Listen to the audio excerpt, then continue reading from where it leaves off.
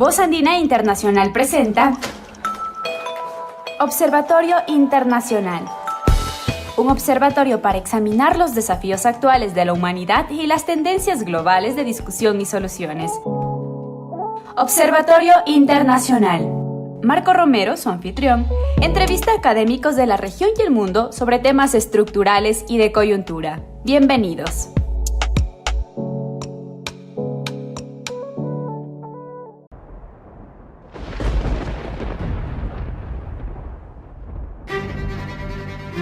Buenos días, estimada audiencia de el programa Observatorio Internacional. Nuevamente vamos a contar en esta oportunidad con un invitado de lujo como Pedro Caldentey, docente y autoridad en la Universidad Loyola en Córdoba, España, experto en integración europea, integración centroamericana y integración en general, con quien vamos a conversar sobre un tema que me parece muy interesante y muy pertinente y del cual conocemos poco hoy. Y es que un poco la pregunta que le planteaba a nuestro invitado es un poco cuál es la situación actual y las perspectivas de la integración europea. Pero bueno, antes de comenzar, bienvenido Pedro, muchas gracias por tu amable colaboración para este diálogo académico primero y antes de formularte una primera pregunta. Gracias, Marco. Estoy encantado de participar en esta actividad. Listo, muchas gracias. Sí, como decía, la Unión Europea, ya viéndolo con una perspectiva de mediano y largo plazo, ha sufrido en lo que va del presente siglo de al menos 5 choques enormes. La crisis del 2008 y sus impactos en la región, la crisis de la movilidad humana con esa avalancha de migrantes de los países tanto del Medio Oriente como el norte y de toda el África, y las diferencias en su forma de enfrentar eso con los países del este. El Brexit, la salida de uno de los países más fuertes económicamente dentro de la Unión.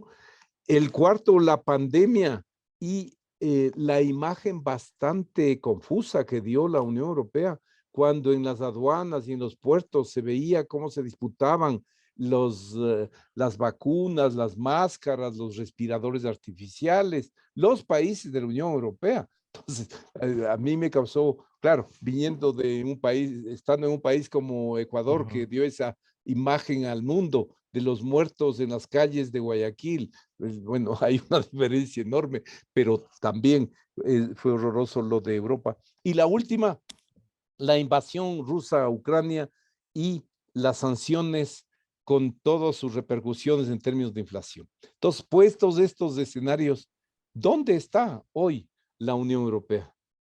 ¿Cómo está afectada por todos estos procesos? Sí. Pues paradójicamente, a pesar de esa lista de problemas, todos gravísimos, todos profundos, yo creo que la Unión Europea está en su mejor momento desde la creación de la moneda única y de la unión monetaria, ¿no? Yo creo que todo esto, insisto, de forma paradójica, ha provocado una reconexión de la Unión Europea con su proyecto original, que es un proyecto de desarrollo conjunto, con cierta solidaridad, en el que unos ganan más que otros, pero todos ganan.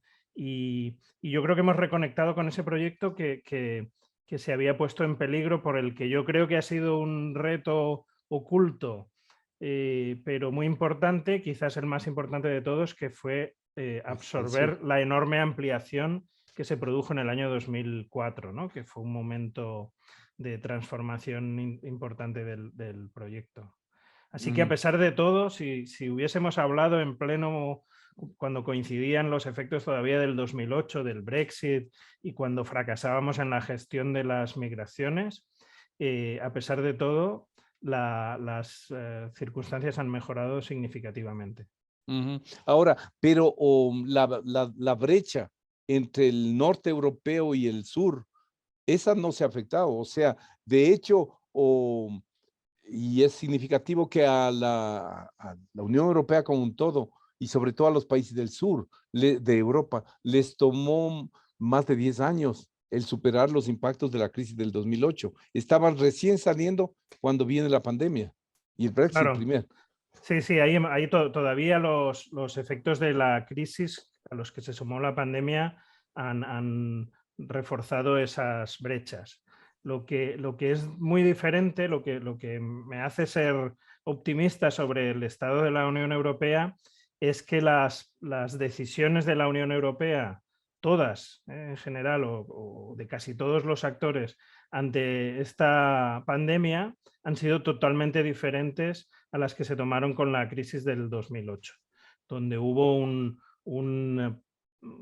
el interés de algunos países por culpabilizar a los países del sur por la crisis, ¿no?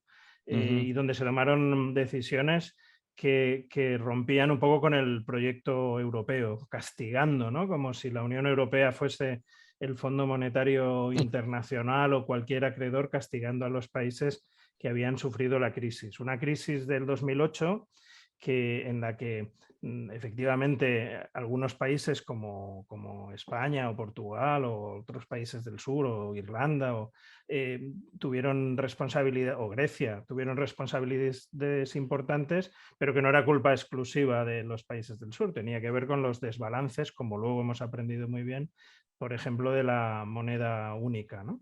La reacción ahora ha sido totalmente distinta en términos fiscales, en términos de política monetaria y en términos de trasfondo político de las decisiones, ¿no? Comencemos con los de política monetaria. O sea, los países de Europa del Este que antes de la pandemia, sobre todo entre el periodo 2015, 2014, 2018, desistieron ya de entrar a la Unión Monetaria, ¿es que están haciendo ahora cola desesperadamente por ingresar? Bueno, no, yo creo que no tienen especial prisa, ¿no? Porque una cosa que hemos descubierto es que, por una parte, los países que se quedan fuera, ya sabíamos que los países que se quedaban fuera de la Unión Monetaria, pero dentro de la Unión Europea, no tenían margen de actuación en política monetaria, tenían que hacer seguidismo de las decisiones del banco en Frankfurt. Luego hemos aprendido también que tampoco hace falta estar dentro para beneficiarse de las dinámicas que generan las decisiones sobre tipos de interés del banco, ¿no? y de las decisiones sobre compra de títulos de deuda pública.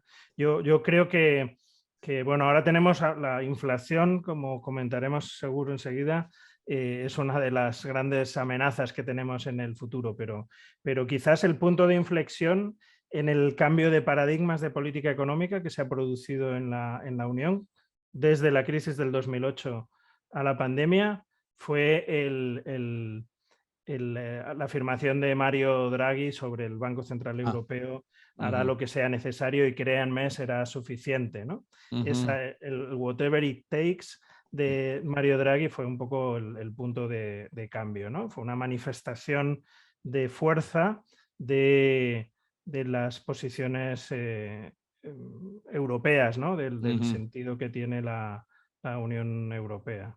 Y eso ha generado efectos positivos y también nos enfrenta ahora a un problema grave si los tipos de interés siguen subiendo y si las políticas de compra de deuda pública del Banco Central Europeo se detienen, ¿no? En ese sentido, Lagarde está de acuerdo con esas tesis de Mario Draghi o muy en el fondo no está de acuerdo. Yo creo que sí, pero que ahora nadie diría whatever it takes, ¿no? Porque el planteamiento de Mario Draghi se hizo en un entorno de deflación, ¿no? De inflación negativa, de inflación siempre por debajo del 2%.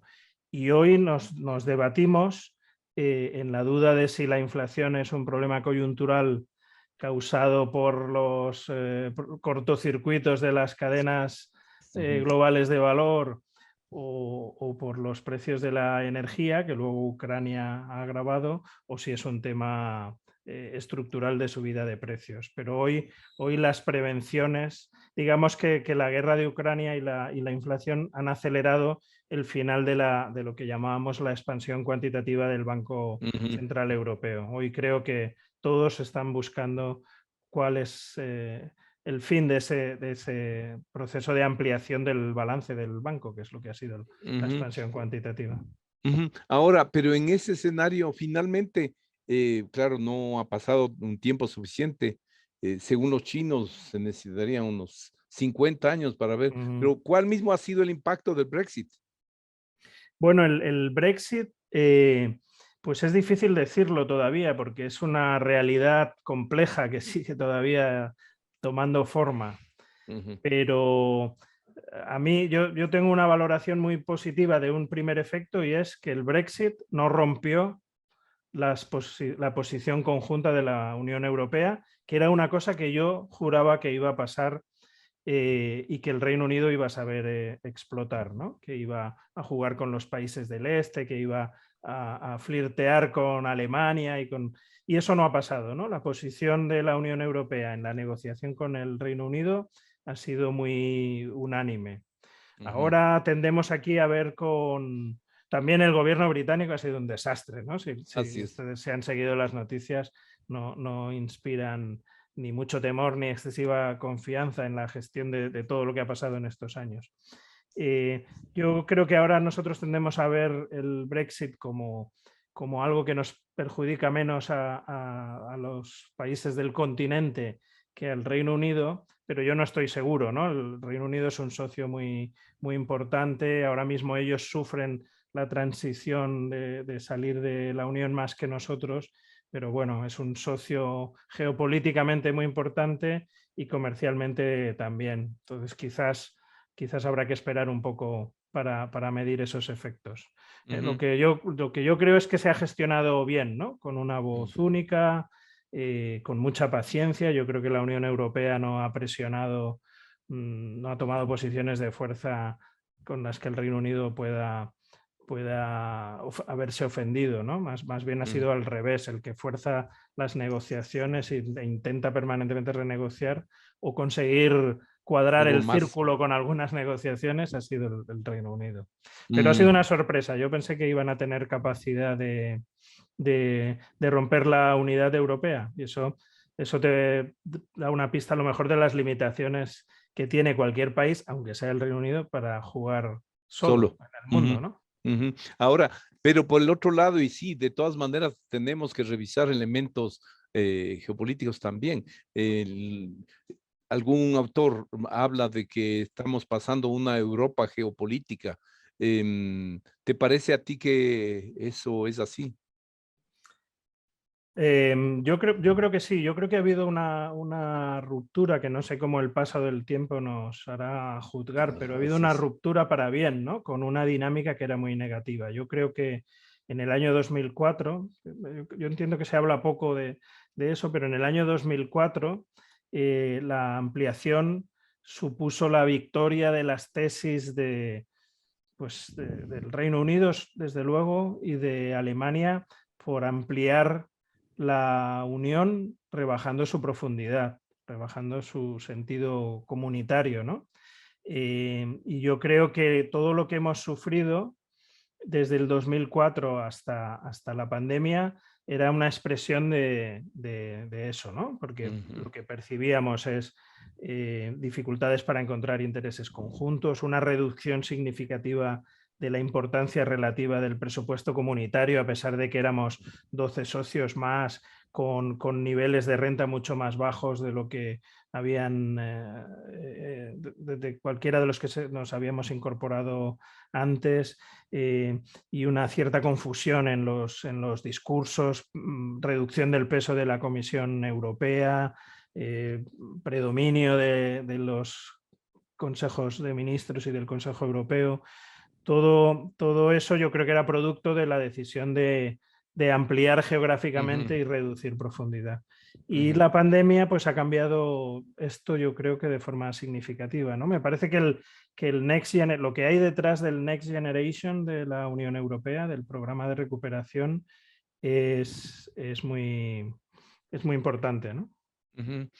Ahora, pero antes de dejar la cuestión de la ampliación, ¿tú no ves entonces con preocupación el ascenso de regímenes de ultraderecha en Europa Oriental? Sí, bueno, y en todos lados. La verdad es que ese es uno También, de las desafíos. grandes sorpresas y desafíos inesperados, ¿no? Y es que tanto en los países del este ya están en el gobierno, como en algunos países como Francia o España, las fuerzas de ultraderecha, que son muy nacionalistas Ujú, y muy contrarias a la Unión Europea y a los símbolos de la Unión, están ganando espacio, ¿no?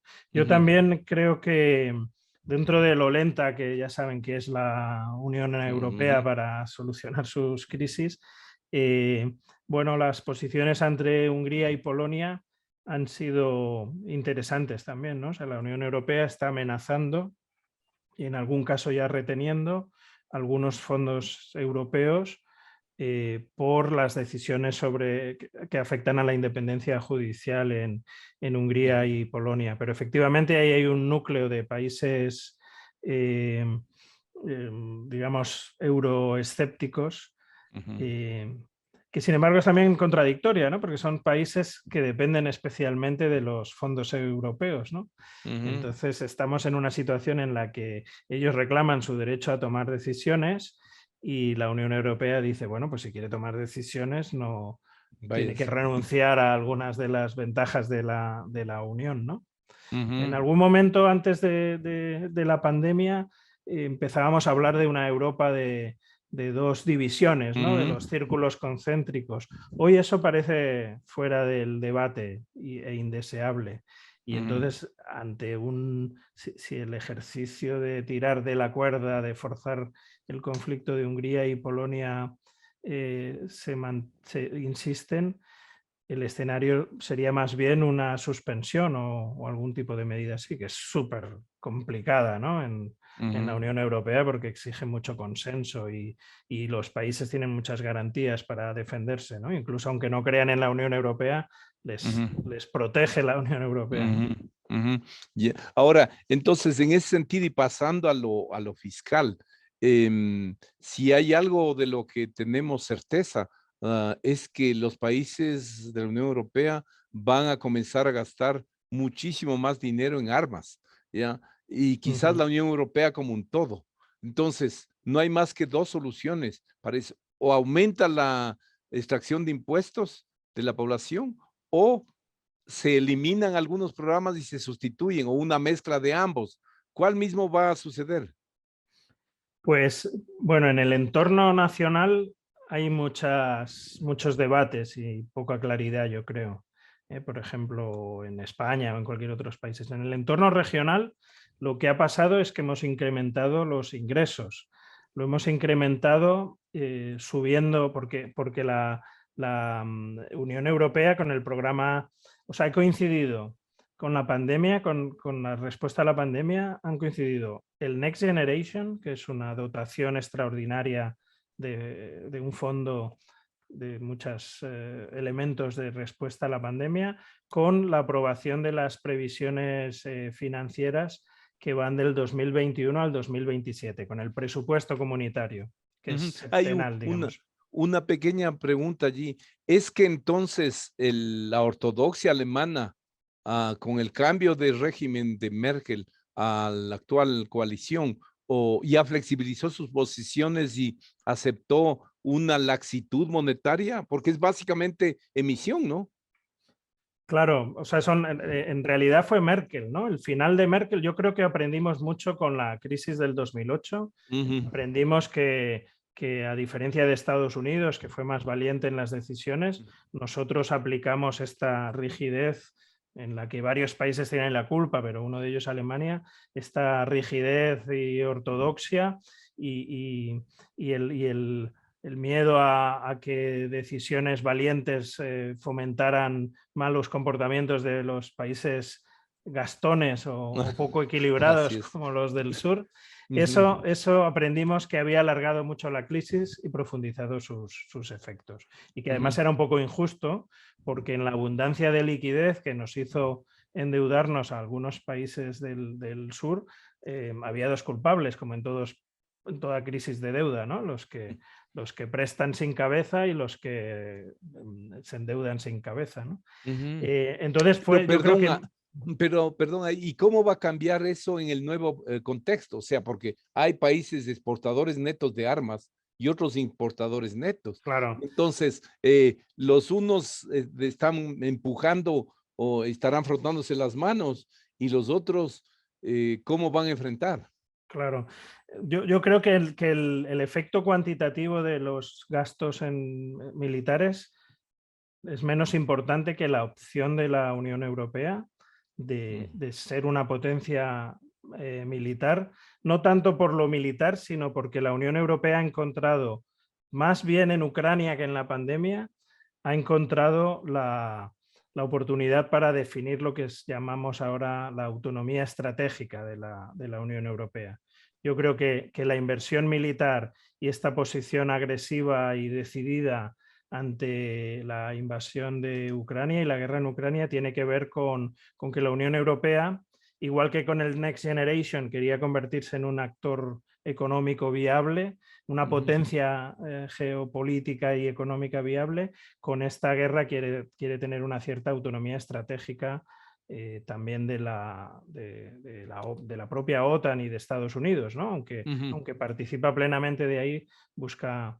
Pero el tema cuantitativamente yo creo que introduce presión en los problemas fiscales que adivinamos y en el final de la política monetaria expansiva o ultra ujú, expansiva, pero a lo mejor no va a tener tanto volumen. Y ahí el cambio de posición de Alemania al final de Merkel ha sido muy importante, ¿no? Digamos que, y ahí por eso yo creo que Draghi, perdón, merece un cierto reconocimiento, porque él supo mm, explicar que, que no podíamos, que era necesaria una política expansiva y activa del Banco Central Europeo.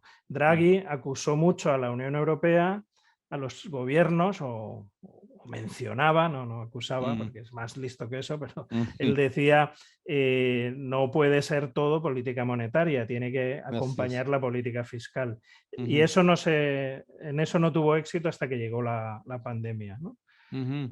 Y la Ahora, pandemia lo pero que hizo fue ujú, duplicar prácticamente o subir en un 75% los presupuestos europeos para los próximos años. Y eso es muy mm, importante por supuesto. porque los países centrales de la Unión Europea, los asociados a la economía alemana, también Francia, se habían resistido mucho tiempo Ujú, a subir los presupuestos. Y una Unión Europea sin presupuestos para reforzar los mecanismos de solidaridad interna no responde al proyecto original, ¿no? No ujú, era eso, no es solo compartir mercados, sino también invertir en el conjunto, ¿no? Que todos salgan ujú. ganando en la integración.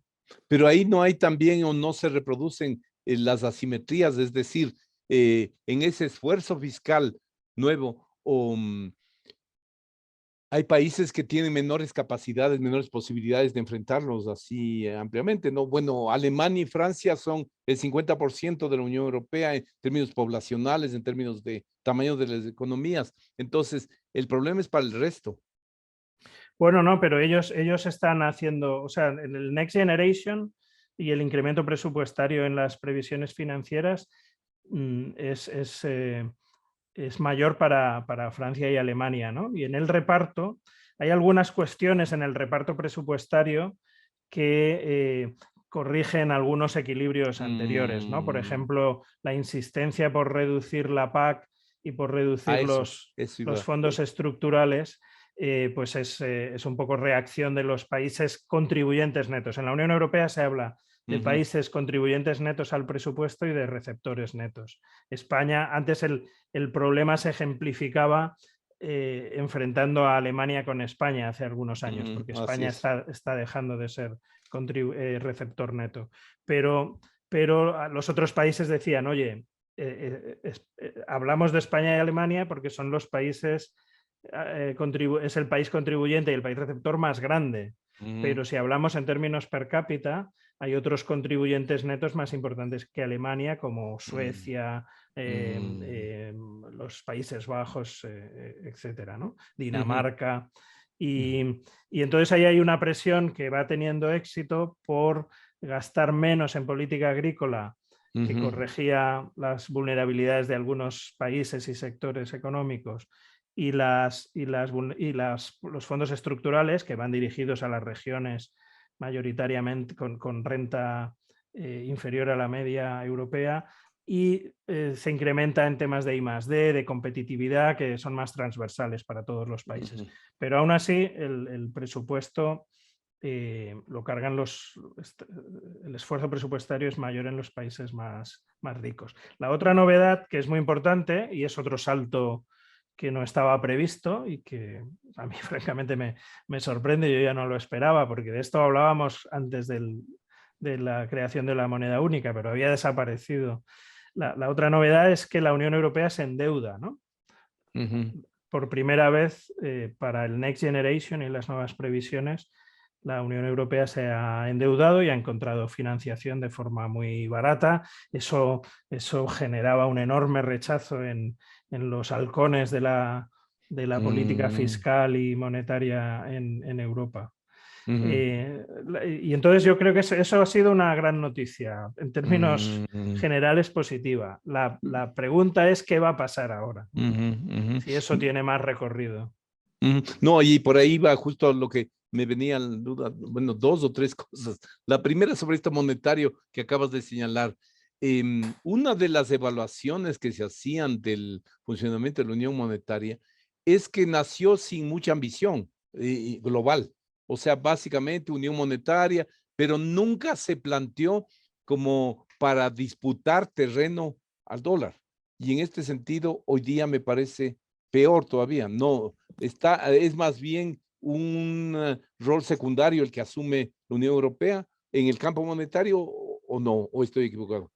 Sí, o sea, digamos que se decía con mucha prudencia en público, pero con más contundencia en privado, que el euro era mucho más que una unión monetaria, era un proyecto político, y que nuestro objetivo era que los mercados agrarios, el oro y que todos esos mercados se expresaran en euros y dejasen de expresarse en dólares. Un poco son los más optimistas. En eso ha habido un fracaso absoluto, ¿no? La Unión Europea, el euro no es una divisa que pueda hacerle sombra al dólar y tiene un rol secundario. Y que es un poco otra crisis de fondo que tenía la Unión Europea, ¿no? Darse cuenta de que en la geopolítica global la Unión Europea ya no era el tercer elemento de un vértice, sino que habíamos pasado a ser socios secundarios frente a Estados Unidos y China, e incluso reaccionando mal a otros bloques como Rusia, ¿no? En eso yo creo que otro de los objetivos del Next Generation, bueno, eso ha aplacado, ha reforzado mucho la humildad del proyecto europeo y de nuestros países, y asumimos que no va a haber un triángulo China, Estados Unidos, Unión Europea, aceptamos un rol secundario, pero Next Generation lo que sí quiere cambiar es el modelo productivo europeo, y aunque eso está siendo lento y complicado porque la gestión de esos proyectos es muy difícil, esa es un poco la otra promesa del Next Generation, hacer una Europa, que a España le interesa muchísimo, una Europa más verde, más digital y más justa, que es la otra cosa que se menciona, ¿no? Pero es un poco la respuesta, ¿no? ¿Cómo hace la Unión Europea? ¿Cómo aprovechamos la pandemia para que la Unión Europea se replantee los desequilibrios productivos que tiene y responda mejor al nuevo escenario global, siempre en segundo nivel, ¿no? No, me parece muy interesante, pero antes de dejar esto, ese esfuerzo fiscal que de todas maneras se va a necesitar en cada estado, y esta reformulación, por ejemplo, de los fondos estructurales o de la PAC, no les deja sin la que fueron sus mayores expectativas a los países de Europa Oriental, a los que entraron desde el 2004 en adelante? Pues como ellos tienen, algunos de esos países tienen un discurso tan liberal, les cuesta reivindicar la importancia de esas políticas.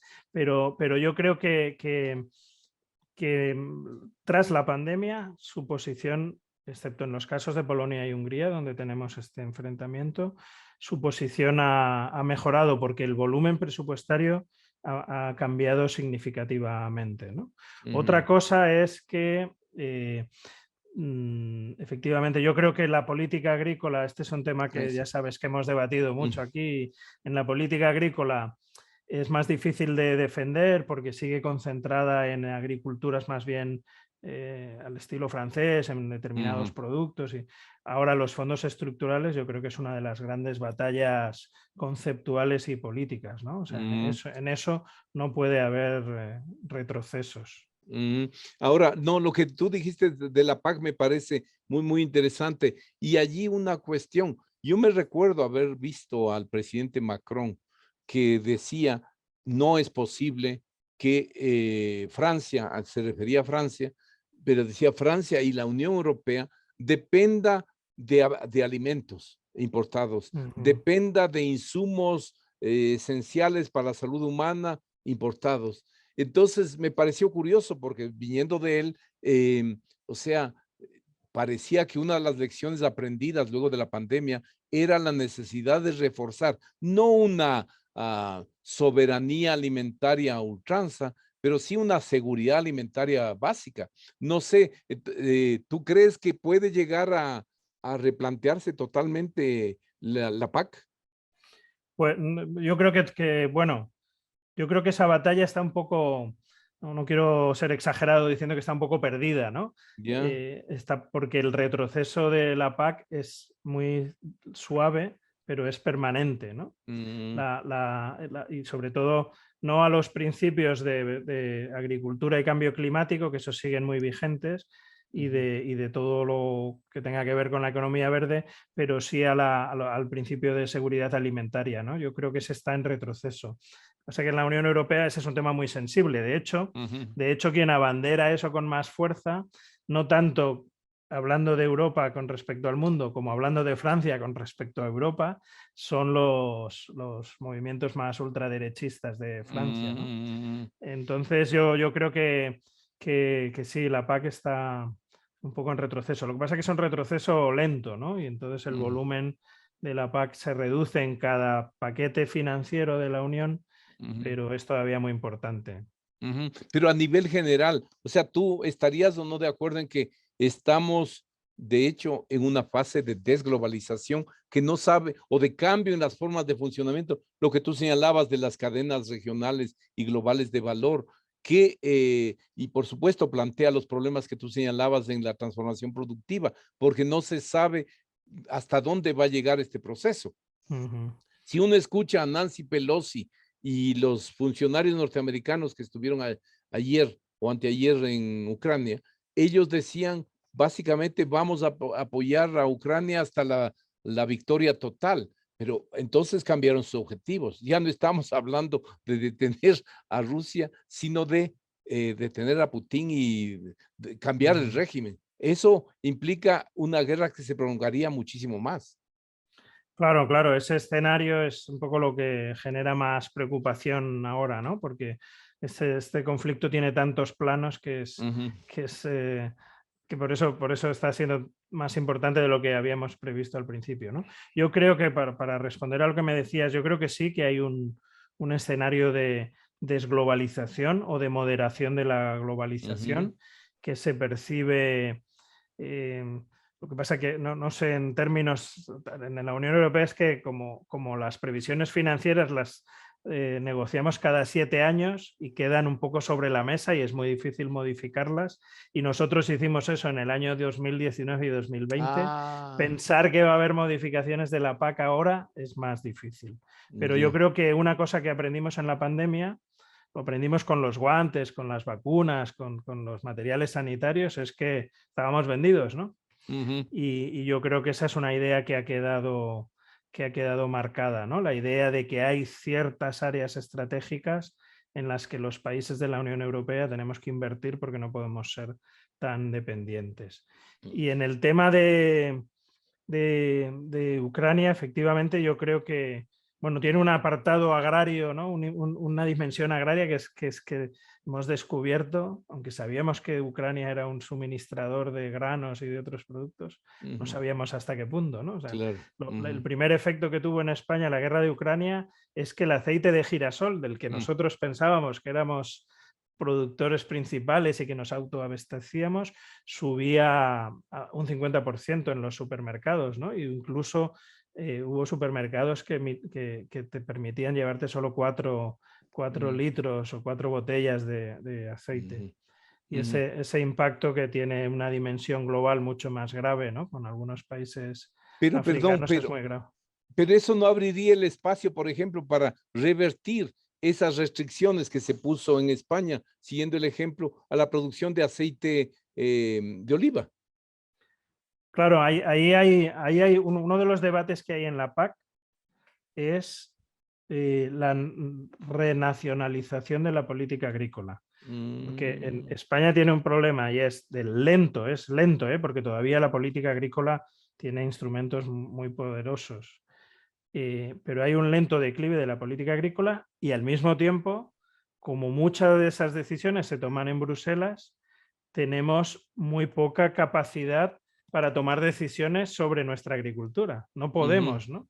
Y entonces se habla de la renacionalización de la política agrícola, que tiene la parte positiva de que nosotros somos por ejemplo, España es un país con intereses muy específicos en ese sector y con capacidad de competir en muchas áreas, pero por otra parte renacionalizar es la excusa perfecta para rebajar el peso de la PAC en el presupuesto europeo de la política agrícola, ¿no? Y ese es un debate que cuando se aprobaban las previsiones financieras estaba muy, muy presente, ¿no? Sobre los temas de defensa de la Unión Europea, ahí yo creo que Borrell, Josep Borrell, que es un político español, que es ahora el vicepresidente de la comisión. Pero que está un belicista casi tan audaz como Biden. Sí. Él ve claro que la Unión Europea tiene que tener una política de defensa propia y que para eso tiene que tener... Él lo liga a la autonomía estratégica, que es un poco su principio básico, ¿no? O sea, no depender de Estados Unidos y de China y que la Unión Europea pueda tomar sus propias decisiones. Y esta guerra de Ucrania le ha animado a esta posición tan belicista. Es un poco insólito, ¿no? Que España, aquí tuvimos un debate muy mal llevado por nuestros partidos políticos sobre si debíamos o no mandar dinero a Ucrania. Mandar dinero no, perdón. Que es lo que habría que hacer, mandar dinero o otros apoyos, pero sino mandar armas, ¿no? Y es un poco insólito, es un debate un poco insólito. Hoy de mañana, también en Alemania, ¿no? También Alemania ha decidido mandar armas además pesadas, digamos, ¿no? No, ahí tengo yo una pregunta que se me reafirmó más escuchándote lo que acabas de decir y leyendo hoy de mañana un pequeño editorial de Solanas. Y Solanas decía, tarde o temprano esto tendrá que acabarse en una mesa de negociaciones. Claro. Entonces, el punto es, ¿cómo se puede hablar de autonomía estratégica y vinculándolo con lo productivo, luego de ese cambio de la política de adquisiciones de aviones supersónicos por Alemania, que dejó Airbus para pasarse a comprar los norteamericanos? Entonces, ¿de qué estamos hablando? Tiene límites muy serios esa autonomía, esa supuesta autonomía estratégica, me parece a mí. Sí, claro, ese es el gran debate de la Unión Europea, hasta qué punto puede perseguir ese objetivo, ¿no? Siendo un actor secundario y con los problemas que tenemos para para tomar decisiones en conjunto, ¿no? Ujú. Yo creo, ahora está de moda en este entorno un poco belicista y con todas las distorsiones que produce una guerra, está de moda hablar mal del poder blando, ¿no? De aquello del Ah, soft power de la Unión Europea. Pero a mí particularmente, o sea, yo entiendo que hay que tomar posiciones decididas en determinados conflictos, pero yo creo que la principal herramienta de poder e incluso de autonomía estratégica sería esta del soft power, ¿no? Porque yo ujú, efectivamente coincido en que esto tiene que acabar en una negociación, ¿no? ujú, Y prolongar además la guerra genera un enorme sufrimiento ujú, para Ucrania y cuando uno analiza 20 años después o 30 años después los conflictos, siempre está la frustración de haberse dejado arrastrar por ujú, determinados líderes y estrategias que luego te decepcionan, ¿no? Entonces ujú, yo creo que es urgente parar el sufrimiento, ¿no? En ujú. Ucrania. No sé si la Totalmente, Unión acierta, totalmente de digo. acuerdo, así es. Ve, pero ahí, para no dejar escapar la posibilidad de consultarte, cuando Macron hace 2 o 3 años hablaba de la OTAN como muerta de muerte cerebral, em, comparando esa situación con la actual, estamos en 180 grados de diferencia, pero una OTAN absolutamente subordinada, absolutamente alienada a las estrategias que son definidas en otro plano. Y porque lo de ayer me pareció decisivo escucharle a Nancy Pelosi y a otros senadores incluso, que hablaban de que no, nosotros les vamos a seguir apoyando, claro, para que ustedes sigan muriendo, ustedes siguen luchando, nos dan sacando a Putin y listo, pero el gran perdedor es el pueblo ucraniano y Ucrania, ¿no? Claro. Claro, o sea, efectivamente la gestión de las relaciones con Rusia ha sido muy confusa, ¿no? Y seguramente deficiente viéndolo ahora. Eh, yo no sé si en estos entornos de guerra es muy difícil Claro, saber cuál es la información verdadera, ¿no? así No es. sé hasta qué punto es real la posibilidad, la amenaza de que Rusia quiera intervenir en Finlandia o en Suecia Así es. o en Estonia o en los países vecinos, ¿no? Lo que sí es cierto es que esto ha reflotado a la OTAN antes de que la Unión Europea sea autónoma estratégicamente, ¿no? Y Ujú, entonces esta OTAN se parece a la antigua, ¿no? Es ujú. una OTAN que con Biden a lo mejor genera menos inseguridad, pero es que hace 3 años era la OTAN de Donald Trump, ¿no? Que llegaba, no se quería sentar con los líderes de la Unión y les Así es. hacía exigencias muy groseras de usted Así gaste es. ese dinero porque yo financio su protección Así y es. entonces sí, digamos que en eso el debate se ha frenado ante la presencia rusa, ¿no? Y Ujú. los Ahora, intereses. una cuestión clave que no logro entender todavía es, o sea, y que lo vinculo con esto del Next Generation. em, Otro de los grandes perdedores de esto parece ser la lucha contra el cambio climático y el plan de transformación verde que tenía la Unión Europea. Entonces ahí quiero entender, ¿es que lo de Ucrania va a acelerar esos procesos de transición energética o al contrario, va a revalorizar energía atómica, carbón, etcétera, hasta tratar de reducir a cero la dependencia de Rusia, ¿no? Mm. ¿Cómo es la cosa Bueno, allí? sí, mira, o sea, una cosa que está clara es que nosotros habíamos dejado, o sea, yo creo que se puede, independientemente de cómo se desarrolla el conflicto y las posiciones y intereses, Rusia es un socio poco fiable, ¿no? Ujú, Un socio que da miedo y nosotros habíamos dejado, sobre todo Alemania, generar una dependencia enorme del gas natural ruso. Entonces ahora hay dos o sea, en las decisiones que se están tomando hay dos comportamientos contradictorios. Por una parte, esto acelera la necesidad de cortar el consumo de petróleo y gas natural. Es obvio que este es un mensaje claro y de que tenemos que encontrar fuentes. Pero por otra parte, ante la carencia de fuentes energéticas en la ujú, Unión Europea, que es evidente e inevitable a medio plazo, nos provoca otros movimientos en contra del cambio climático, que es el nuevo debate sobre si la energía, si recuperamos la energía atómica pese a sus problemas, y luego la búsqueda desesperada de petróleo y de gas natural, ¿no? O de petróleo para sustituir al gas natural, de otras, porque es más difícil aprovisionarnos de gas natural que no sea ruso que de petróleo que no sea ruso, ¿no? Entonces ahí hay una tensión, y aquí hay voces en todos los sentidos, ¿no? Y yo quiero pensar que la dependencia del gas natural y del petróleo ha puesto en evidencia los riesgos geopolíticos que tiene y económicos, porque el corte, los problemas de inflación son una sombra terrible para la recuperación europea, porque pueden frenar las políticas expansivas monetaria y fiscal. De hecho están metiéndonos miedo ya, ¿no?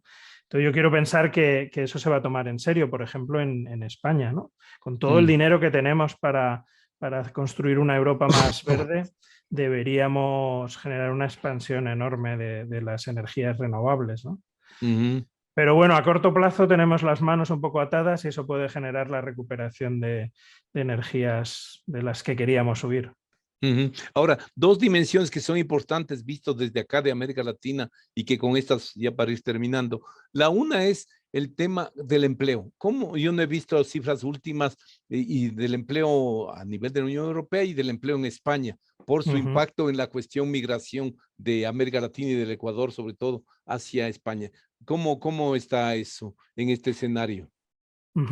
Pues en eso la comparación es muy positiva con respecto al 2008, ¿no? Yeah. Porque lo que hicimos en España, por ejemplo, lo que hicimos en España con la gran recesión fue pasar de 2 millones de desempleados a 6 millones de desempleados, ¿no? 4 millones de desempleados que generaron un enorme agujero fiscal automático, porque y eran la seguridad social también. Exacto, porque eran 4 millones, era una caída de ingresos, de cotizaciones a la seguridad social y además un incremento de subsidios, ¿no? 4 millones de subsidios de desempleo que generaron un súbito déficit fiscal. España había cometido algunos errores de control del gasto fiscal, pero nosotros teníamos un 35% de deuda pública en el año 2007, solo un 35%, Buenazo. que era una cifra de las mejores de Europa. Pero la crisis nos llevó del 35% al 100% en solamente 8 años, ¿no? Hoy eso no ha pasado. Hoy nos hemos gastado un montón de plata en controlar la crisis del empleo, pero no con subsidios de desempleo, no con expedientes de regulación de empleo masivos que destruían puestos de trabajo y empresas, sino con los ERTES, es decir, con los expedientes de regulación temporal de empleo, que mantenían el puesto de trabajo, pero lo financiaban los sueldos durante mucho tiempo, ¿no? Nos hemos gastado el dinero en algo que no destruye puestos de trabajo. Y las cifras de desempleo en España, que podrían haber vuelto de los 3 millones o de los 4 millones a los 6 o 7 millones, están ahora en cifras muy moderadas. Y yo creo que es, bueno, pues porque en vez de una política fiscal, en vez de austeridad, en vez de la austeridad drástica del 2008 al 2012, pues ahora hemos aplicado una política fiscal expansiva que ha permitido a las empresas congelarse hasta que pasara lo peor de la pandemia y reactivarse progresivamente. Y eso ha sido extraordinario. Los ERTES existían en el 2008, pero yo no lo sabía, no los usamos, estaban mal vistos o no lo habíamos explorado y ha sido un instrumento extraordinario en España y en otros países de la Unión Europea. Entonces, la crisis de empleo que se produjo en aquella época hoy no se ha producido. Luego, además, en España, que ya sabes que tiene unos problemas específicos de desempleo, ha habido una reforma laboral de la que es muy precipitado sacar conclusiones todavía, que restringe mucho algunas modalidades muy negativas de empleo temporal, ¿no? En eso hemos reaccionado de forma muy distinta. Yo creo que las restricciones al empleo temporal evitan mucha picaresca y a lo mejor, porque todavía no tenemos evidencias, a lo mejor el mercado laboral español corrige alguno de sus desequilibrios más graves. Yo en eso soy también optimista. A mí lo que me preocupa ahora, Marco, es, La inflación. y espectadores, es que la inflación genere una subida de tipos de interés en la Unión Europea que haga que la carga, porque nuestra deuda pública ahora está por encima del 120%, ¿no? Y va a seguir Pero eso creciendo. es casi inexorable, que van a subir las tasas de interés, ¿no? Claro, Tarde o temprano. la pregunta es cuánto y cuándo. y cuándo, y si la inflación es coyuntural y se va a poder moderar. Las previsiones del Banco Central Europeo y del Fondo Monetario son que el año que viene la inflación va a estar no en el 8% o en el 9% como está ahora, sino en el 2-3%. Pero claro, con esta incertidumbre es muy difícil confiarse en eso, ¿no? Porque eso va a generar, tiene dos efectos.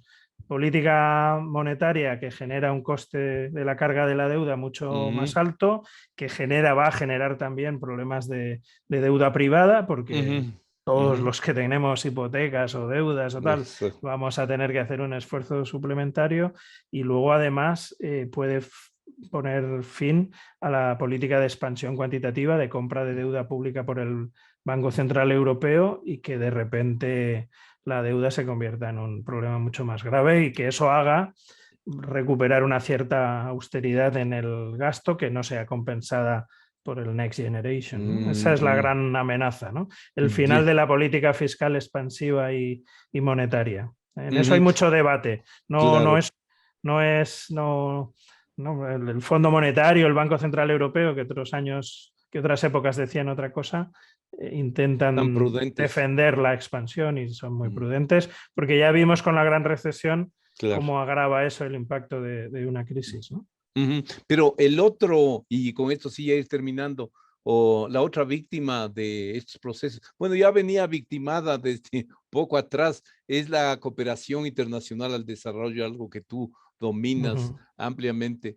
Y, o sea, visto en perspectiva, y curiosamente, bueno, ahora entiendo por lo que nos acabas de explicar, que las remesas para todo el mundo representan ahorita prácticamente 700,000 millones de dólares, y es casi 6 veces o 5 veces al menos la ayuda oficial de desarrollo. Entonces, conversábamos, no sé, con un compatriota tuyo, Rafael Domínguez, en el programa anterior sobre este tema, y él decía que lo que puede preverse es que la cooperación caiga en términos reales, concretos, aun cuando en términos estadísticos crezca por toda una ayuda militar y financiamiento militar que va a darse también en nuestros países, porque esto del armamentismo es urbi et orbi, como diría el Papa. Entonces, el punto es, ¿cómo ves tú América Latina en esto? Bueno, ya somos países de ingreso medio, aun cuando la CEPAL haya planteado ese enfoque de brechas que reconoce la complejidad y diversidad de situaciones en nuestros países, creo que vamos a tener que contar cada vez más con nuestros propios medios. Pues sí, yo creo que las circunstancias son complicadas, ¿no? En el caso de la Unión Europea, pensando en los presupuestos 2021-2027, América Latina tiene una posición declinante también, ¿no? En términos de presupuesto para cooperación.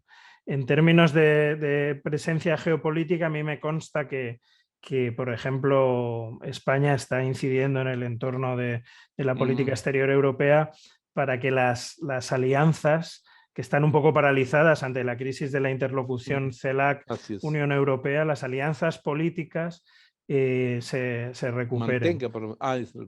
Eso es, y ganen peso. No entonces en financiación de la cooperación internacional, donde ahí yo creo que las expectativas son efectivamente negativas, sino en la interlocución política.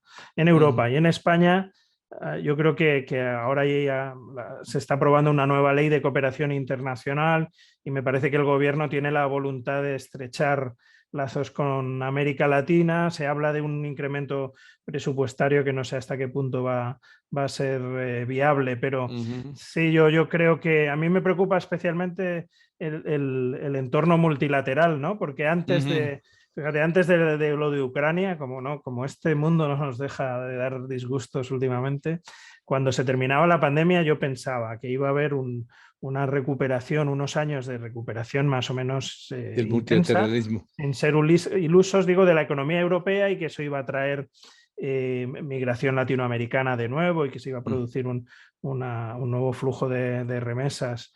Y pensé que también que el ámbito multilateral iba a ganar protagonismo. Yo me creí que iba a haber acciones multilaterales para extender la vacuna en todo el mundo, y eso no ha funcionado, y yo pensé, y ahora lo dudo mucho, que se iban a tomar decisiones importantes para reducir el grave problema de la deuda pública en América Latina y en los países en desarrollo, ¿no? Que es un tema que habrá que abordar. Tarde o temprano igual. Y ese es un tema. Pero yo pensé que estaríamos, antes de lo de Ucrania, pensé que estaríamos en condiciones de recuperar ese debate, y me parece que no, que todo está aliado contra lo multilateral y contra la cooperación internacional. Perfecto. Te agradezco muchísimo, Pedro, nos has ayudado mucho a clarificar la situación actual y las perspectivas futuras de la Unión Europea. Siempre será un gusto y siempre esperamos contar con tu aceptación para analizar estos temas. Muchísimas gracias y saludos a los amigos allá. Pues nada, muchísimas gracias. Un abrazo. Estoy encantado de participar en esta reflexión. Tendremos que tener algún programa sobre integración centroamericana, porque me parece que es lo mejor que queda de América Latina. Sí, pero eso será para otra oportunidad. Muy bien.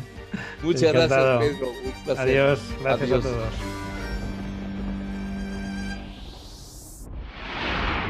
Marco Romero, anfitrión del programa Observatorio Internacional, les agradece su sintonía a este programa. Observatorio Internacional, una producción de Voz Andina Internacional. Hasta pronto.